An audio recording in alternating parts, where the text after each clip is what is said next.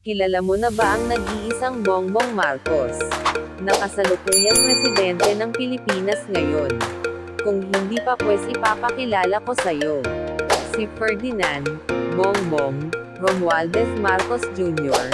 ay ipinanganak noong ika-13 ng Setyembre taong 1957 sa Maynila, Pilipinas. Siya ang ikalawa at tanging lalaking anak ng dating Pangulo at Diktador na si Ferdinand Marcos Sr., at ang dating unang ginang ng Pilipinas na si Imelda Romualdez Marcos.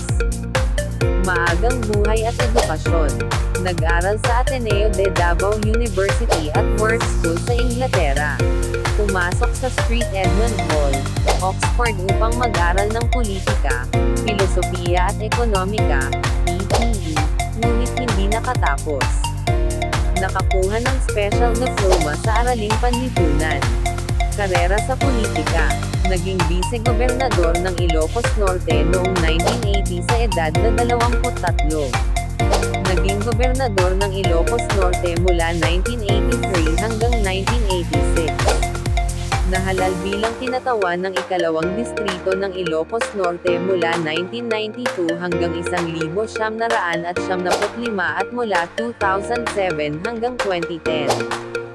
Nahalal bilang senador ng Pilipinas mula 2010 hanggang 2016. Tumakbo para sa pagkapangalawang pangulo noong 2016 ngunit natalo kay Leni Robredo.